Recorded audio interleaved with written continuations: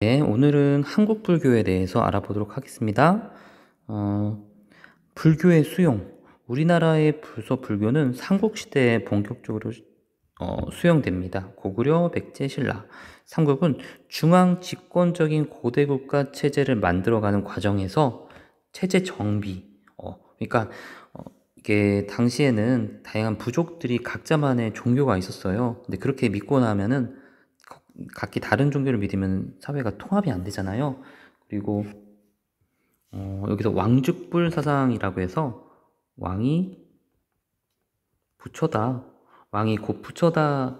그러니까 함부로 하지 말고 왕을 잘 모셔라 하면서 어떤 체제가 안정적이 되는 거예요.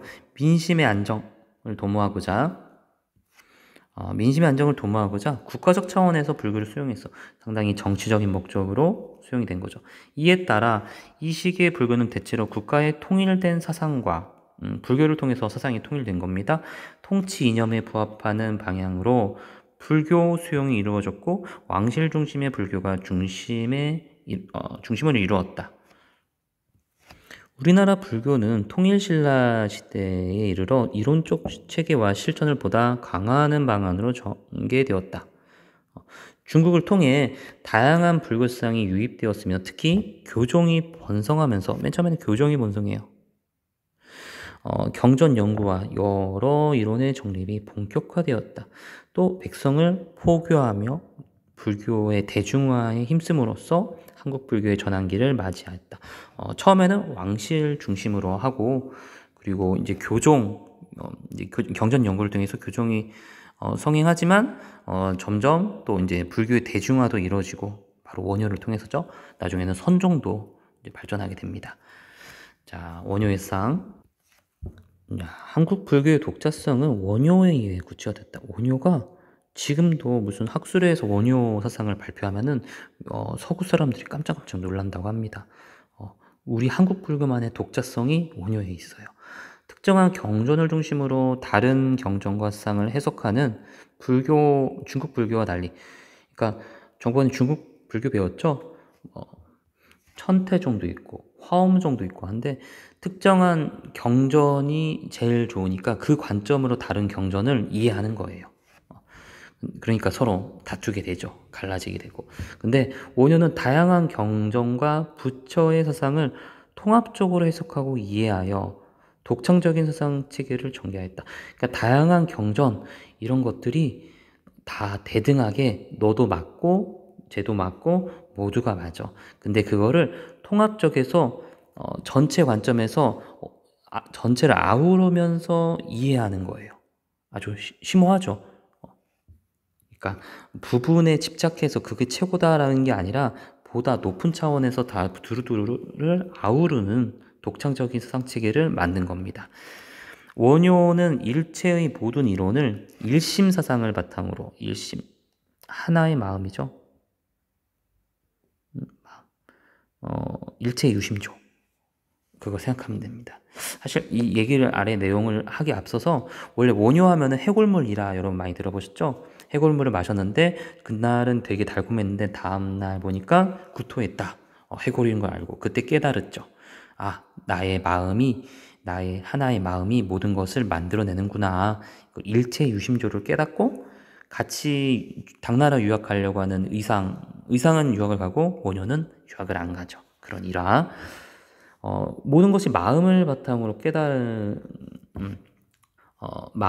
이루어지니까 일심을 바탕으로 하는 깨달음을 제시하고 있으며 서로 다른 이론은 하나의 마음인 일심, 마음의 진리를 다른 시각에서 본 것일 뿐이라고 봤다. 사실 여러 사람들의 마음은 사실 하나입니다. 일심입니다.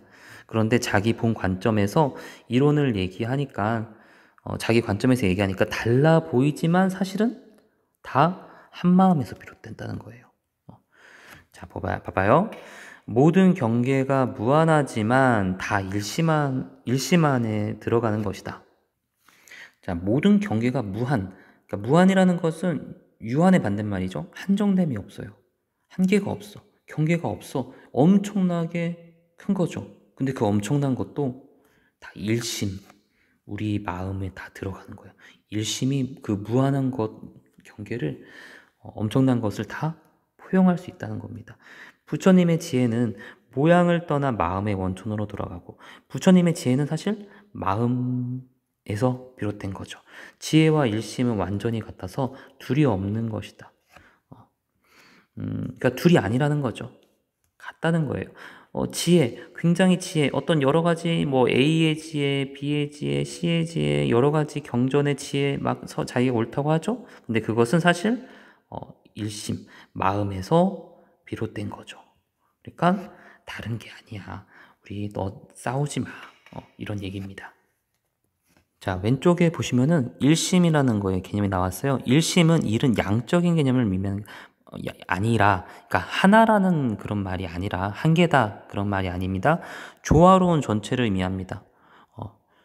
자, 따라서 일심의 입장에서 보면 연기법에 따라 변화하는 현실은 되게 다양하죠? 변화하죠? 그래서 여러 가지 이론들이 많이 나오죠? 근데 그런 것들은 다 어디서 나온 겁니까? 일심에서 나오는 거죠. 그 일심이라는 것은 변화하지 않는 진리예요. 그 진리, 일심 안에서 여러 가지 모습이 나오는 겁니다.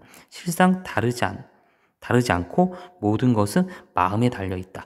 마음에서 모든 것이 다 만들어진다. 이걸 얘기하는 겁니다. 이와 같이 원효는 일심을 일체의 대립을 초월하는 것으로 보면서 여러 가지 뭐 이론들이 막 싸워요. 내 말이 맞고 네 말이 아니다. 서로 싸우는데 그거를 초월해서 일심이 존재해요. 그래서 일심을 바탕으로 수많은 이론이 생기지만 이는 다시 일심으로 종합되는 것임을 밝혔다. 되죠? 이처럼 일심의 바탕을 둔 원효의 사상은 다양한 이론과 종파의 가치를 인정. 이게 중요해요. 일심 사상만 맞아. 내 사상만 맞아. 이게 아니에요. 너도 맞고, 너의 말도 맞고, 다 인정해 주는 겁니다. 이런 얘기를 하면 어떨까요? 우리가 여러 가지 이제, 비빔밥을 만들 때 대접에다가, 콩나물도 있고, 그리고 아니면은 또 뭐, 야채도 있고, 선생님 그림을 잘 못 그려요. 미안합니다. 여러 가지 이제 것들이 많잖아요. 그런데 고추장에 이제 넣잖아요. 여기다 이제 고추장을 넣죠. 그럼 밥을 비벼요. 밥을 막 비벼가지고 막 했을 때, 밥을 딱 떠먹었을 때, 고추장만 나면은 그건 잘못된 비빔밥입니다. 왜냐하면은 여러 가지 재료의 맛이 동시에 살아 있어야 돼요. 딱 밥을 떴을 때 콩나물 맛도 느껴지고, 계란 맛도 느껴지고, 무 맛도 느껴지고, 여러 가지의 맛이 다 느껴졌는데 그것이 조화로운 전체가 돼야 되는 겁니다. 야, 하나의 비빔밥이라는 뭔가 하나의 조화로운 맛이 탄생하는 겁니다. 원효의 사상이 바로 이러한 비빔밥 사상이 아닌가 선생님은 이렇게 생각해요. 그래서 다시 한번 보면은 다양한 이론과 종파의 가치를 인정하는 거예요. 이 콩나물, 무, 너 다 맛을 인정해. 고추장으로 다 덮지 않아요. 인정하고 그 바탕 위에 전체로서의 조화롭게 깨어나는 거야. 야, 엄청난 거 아닙니까? 조화로운 하나의 새로운 맛을 창조하는 겁니다. 그래서 이렇게 얘기해요. 청색과 남색은 다르지만 뭐 어떻게 다른지 모르지만 색깔적으로는 원래 다르대요. 그 바탕을 보아서는 같으며 겉으로 달라 보이지만 사실은 같다. 얼음과 물은 그 형태를 보아 다르지만 그렇죠? 얼음과 물 다르죠? 하지만 그 근원은 동일한 것이다. 그렇죠. 같은 물에서 얼음이 나오고 그런 거죠. 그러니까 모든 종파 주장은 다르면서도 같아. 왜? 일심에서 나왔기 때문에. 같으면서도 다름으로. 일심에서 나왔지만 또 달라진 이론이 생겨나죠. 그래서 다름으로 서로 다툴 필요가 없다라고 했죠. 그래서 이거를 화재인이라고 합니다. 옆에 나왔어요. 자, 이러한 원효의 사상은 모든 종파와 사상을 분리하여 고집하지 말고 보다 높은 차원에서 하나로 종합해야 된다. 야, 이 작은 우리나라 영토 작은데 이런 사상, 원효의 사상을 통해서 세계가 왠지 하나로 될 수 있지 않을까요? 원효의 사상에 따라서 우리 서로 이해하고 다 높은 차원에서 하나가 될 수 있다는 사상, 원효 사상에 달려 있습니다. 이게 바로 원만하게 융합하고 그리고 모일회 그리고 서로 통한다. 이게 원융의 통이다. 야, 그래서 이것이 바로 모든 논쟁을 조화시키고자 했던 화쟁 사상이다. 이제 화해시킨다는 말이고 화해. 그리고 다툼이죠. 다투지 마라. 화해하자. 화쟁사상이다. 이는 당시 여럿으로 분화되어 대립 양상을 보이던 불교 이론과 종파를 통합하는 근간이 되었으며 화합과 조화를 중시하는 한국 불교의 전통을 수립하는 계기가 됐다. 그래서 원효 이후에 나오는 의천 그리고 진울 다 원효처럼 화합과 조화를 중시합니다. 그 전통을 원효가 만든 거예요. 자, 잠깐 이거 오른쪽에는 그냥 여러분이 간단하게 설명할게요. 그래서 마음 모든 건 마음이 만들어내서 만들어지고 마음이 사라지면 다 사라진다. 일체 유심조를 설명합니다. 그러니까 마음으로 다 통일된다. 그래서 마음 밖에서는 깨달음을 얻을 수가 없으며 모든 것은 마음에 달려 있음. 심의 무법. 마음 밖에는 진리도 없다. 이거 어디서 많이 본 것 같지 않아요? 누가 얘기했죠? 심의 무리. 마음 밖에는 이치가 없다. 양명하기 사실은 불교의 것을 좀 따왔습니다. 그래서 불교 냄새가 되게 커요. 원래 마음 밖에 이치 없다. 이거는 불교 거였습니다. 신기하죠? 한편 원효는 독자적인 불교 이론의 제시와 더불어 실천적 지향을 방금까지는 이론이었고 실천적 지향 그러니까 일반인들도 함께 할 수 있는 것을 제시해요. 여기 보면은 저는 글을 몰라 불경을 못 읽겠습니다. 아직 방금 우리 일심선상 굉장히 심오하잖아요. 근데 원효는 가서 글을 몰라도 연불만 외우면은 극락에 갈 수 있습니다. 이거 어디서 배웠죠? 정토종에서 배웠잖아요. 중국에 되게 쉽게 다가갈 수 있게 정토종에 좋은 것도 원효가 따온 겁니다. 모든 종파에서 좋은 요소는 다 이렇게 가져온 겁니다. 그는 표주박이 걸림이 없다라는 뜻의 무에 걸림이 없다. 새기고 전국을 다니며 불경을 읽지 못해도 연부를 위하면 극락에 갈 수 있다고 사람들을 가르쳤다. 이는 실천과 수행에는 일정한 형식이나 방법이 없음을 강조한 것이다. 동시에 일심으로 돌아가 일심 우리 모두 일심으로 돌아가자. 그럼 일심으로 돌아가면은 마음을 차별하지 않고 어떤 부처의 마음이 되겠죠. 그래서 모든 생명을 이롭게 한다. 자비도 실천할 수 있는 겁니다. 라는 깨달음, 요거는 잘 나오는 거예요. 깨달음을 통해 모든 중생을 구제하고자 했던 자비의 실천이었다. 이를 통해 그는 당시 왕실 중심의 불교의 대중화 누가 있냐? 원효다. 이렇게 생각하시면 됩니다. 자, 선교의 통합과 한국 불교의 전개, 선종을 말하죠. 그리고 교는 교종을 말하죠. 통일신라 말에 중국으로부터 선종이 본격적으로 유입되면서 교종과 더불어 선종이 함께 발전하였다. 처음에는 교종이 이제 승승장구했는데 그 다음에 선종이 들어가는 거예요. 선종은 깨달음은 경전의 이론이 아니라 자기 마음에서 오는 것임을 강조한다. 이론에 집착하지 않아서 책도 그렇게 집착하지 않죠. 선종은 이러한 관점에서 교종이 경전에 지나치게 의존한다고 비판하였고 언어나 문자에 의존하지 말고 부처의 마음을 중심으로 깨달음에 이르어야 한다고 주장하였다. 자, 아까 중국 거기 선종에서 배웠던 거랑 똑같아요. 부처의 마음에 비운 상태, 이거는 지적 참선을 통해서 가능한 거죠. 좌선 이런 거를 통해서 가능한 거죠.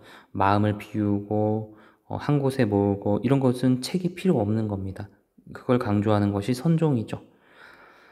고려시대에 이르러 교종과 선종의 대립과 갈등은 국가적인 문제까지 부각되어요. 이러한 교종과 선종의 대립을 이제 없앤다는 거죠. 음지금은 고려 초기부터 있었으며 맨 처음에 의천은 아버지가 고려 11대 왕인 문종이에요. 그러니까 왕자예요, 왕자. 넷째 아들인데 11살 때 출가한 겁니다. 그래서 의천에 의해 본격적으로 구체화됩니다. 의천은 선종과 교종의 갈등을 화해시키는 것이 무엇보다 중시하면서 조화를 강조한 원효의 화쟁을 높이 평가하고 계승하였다.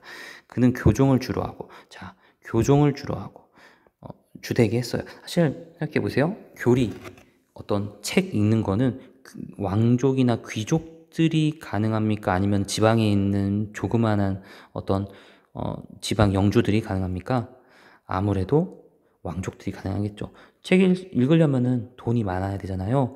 그래서 교종은 주로 이제 지배층들이 많이 따라가고, 선종은 뭐 지방에 있는 좀 영주라고 표현하면 지방 귀족 사람들이 선종을 지향하게 됩니다. 책이 없어도 되니까 가능한 거죠.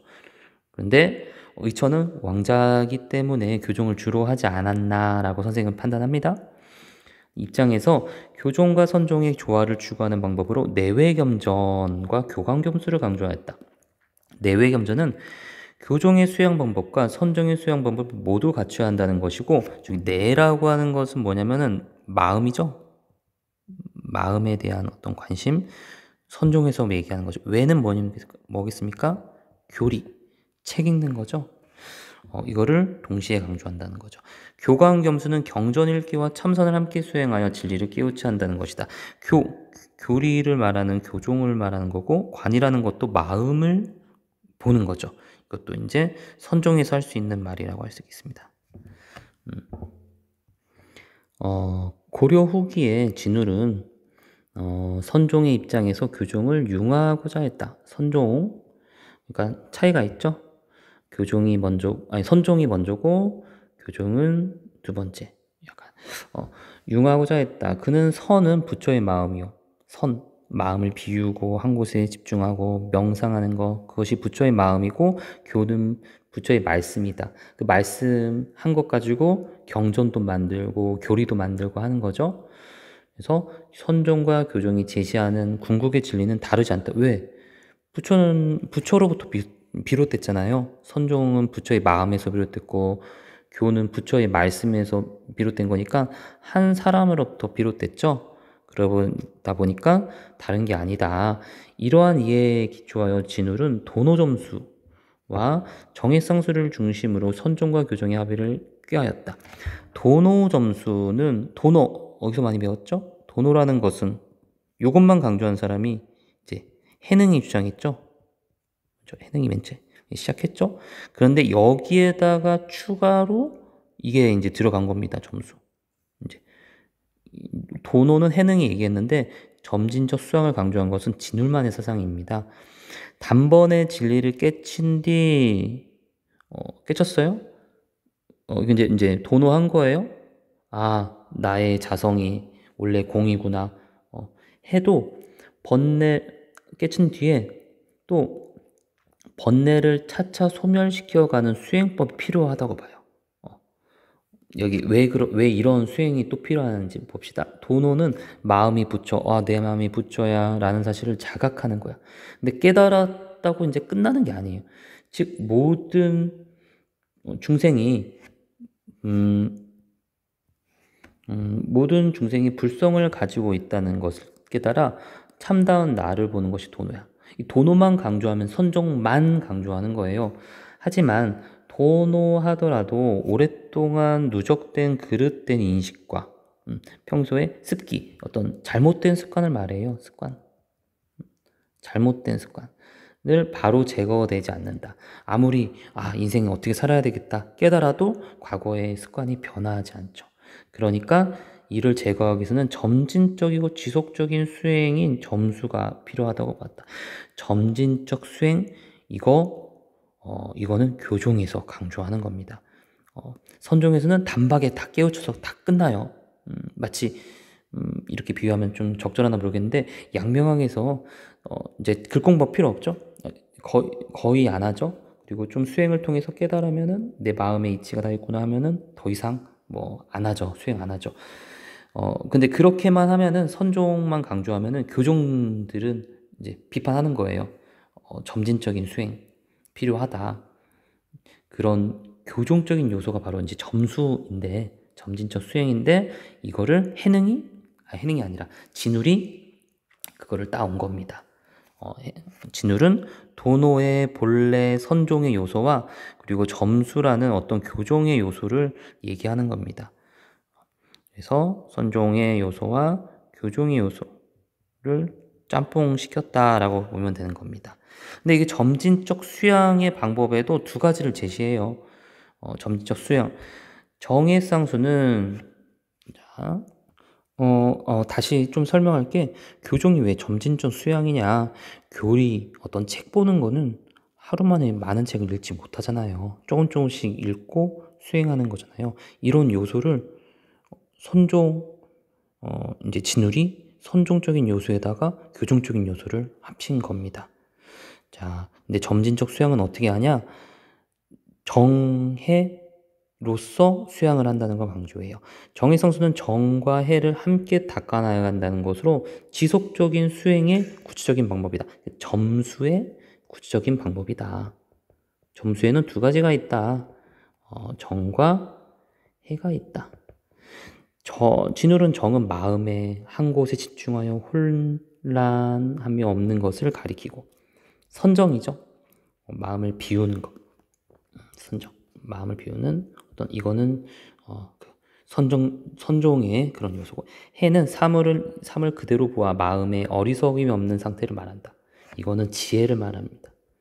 어떤 마음의 움직임, 마음의 작용. 요거는 마음을 싹 비우는 거. 그러니까 정과 해도 사실은 요거는 선정적인 요소가 들어있는 거고, 요거는 교종적인 요소가 들어가 있어요. 야, 수행도 두 가지를 다 갖고 가네요. 대단하죠? 자, 그래서 정은 마음의 본체. 마음의 본체는 사실 뭐예요?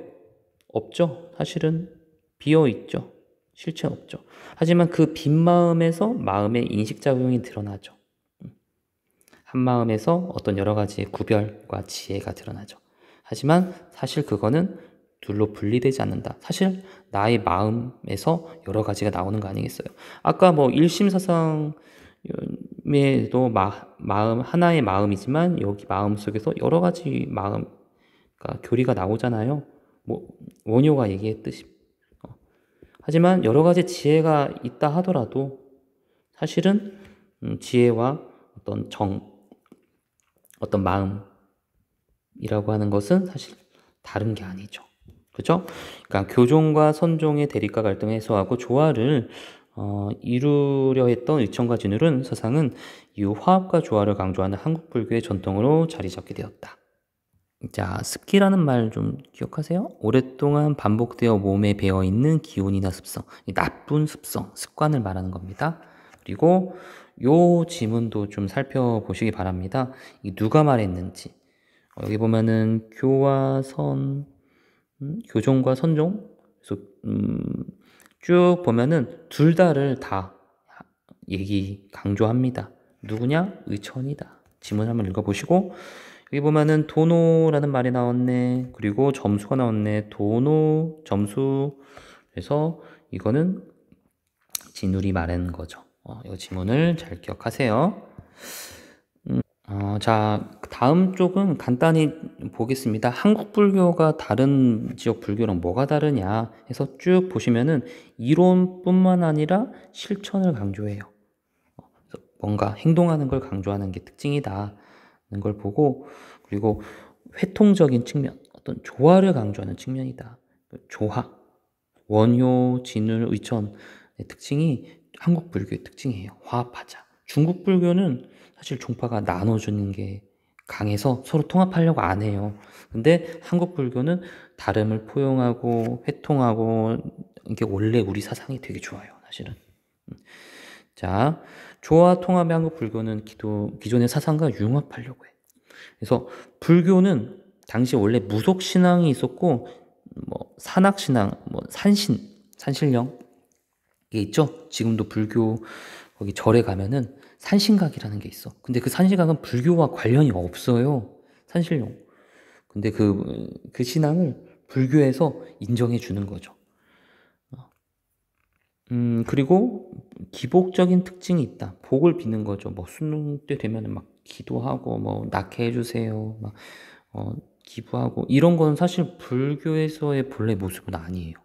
이건 무속신앙이 불교에 들어간 거라고 할 수 있습니다.